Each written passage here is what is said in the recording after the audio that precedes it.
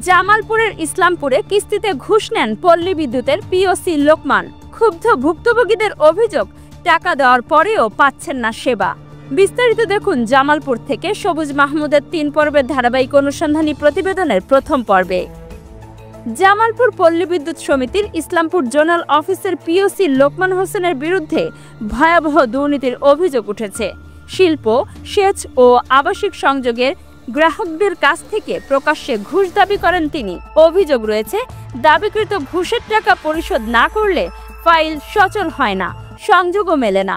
ভুক্তভোগীদের তথ্য অনুযায়ী শিল্প সংযোগের জন্য দাবি করা হয় 20,000 টাকা।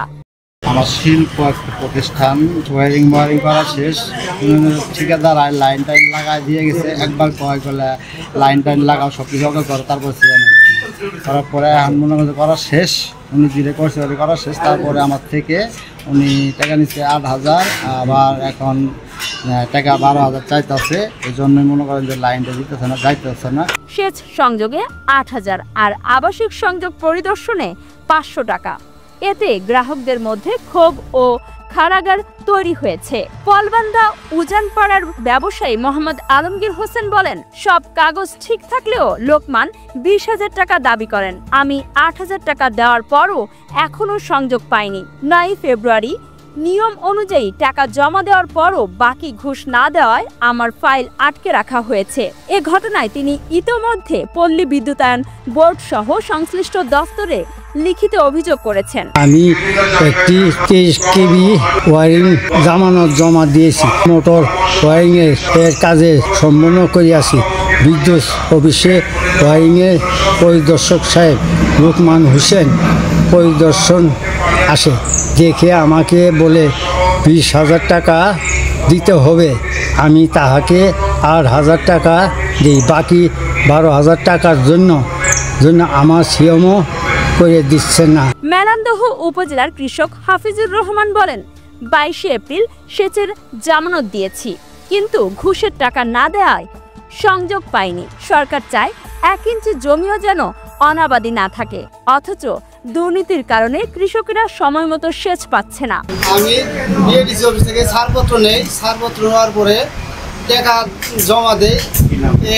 43 মিটার উঠার 43 মিটারে কাম কাজ ক্লিয়ার, মনে হয় এই ওয়ারিং সব ক্লিয়ার। এখন আমার দিতেছে না, লাইন সংযোগ দিতেছে না। এইভাবে 2,000 টাকাও নিচ্ছে আমার কাছে। একটা লোকমান সাহেব 6,000 টাকার খানে স্যার আমার লাইন দিতেছে না। অভিযোগের বিষয়ে জানতে চাইলে পিওসি লোকমান হোসেন সব অভিযোগ অস্বীকার করে বলেন, তিনি কারো কাছ থেকে ঘুষ নেননি। কোনোদিন টাকা দাবি করি না, এবং ওনার কাছে ওই বিশিষ্ট ভদ্রলোক, উনি আলমগীর চাচা একজন বিশিষ্ট ভদ্রলোক, উনি ভদ্রলোক, ওনার কাছে আমি কখনোই দাবি করি না, এবং ওনার কাছেও কোনো লেনদেন হয়নি। জামালপুর পল্লী বিদ্যুৎ সমিতির মহাব্যবস্থাপক মোহাম্মদ মুস্তাফিজুর রহমান বলেন, অভিযোগের তদন্ত চলছে। লোকমানের বিরুদ্ধে চার্জশিট দেওয়া হয়েছে।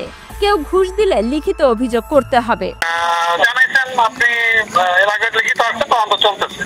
লিখিত যেটা আমি পাইছি ওইটা তদন্ত চলতেছে। লিখিত তো তাকে চার্জশিট লিখিত তদন্ত হয়েছে, ওটা চার্জশিট দেওয়া হয়েছে তাকে। দর্শক, পরবর্তী পর্বে থাকছে ঘুষের অভিযোগ শুধু আলমগীর বা হাফিজুরের নয়, আরো অনেক ভুক্তভোগী এগিয়ে আসছেন। কারা কারা টাকা দিয়েছেন, কিভাবে লেনদেন হয়েছে, এমনকি দালালদের সম্পৃক্ততার তথ্যও উঠে আসছে। ঘুষের টাকা লেনদেনের প্রমাণ আর অফিসের ভেতরের অজানা কাহিনী।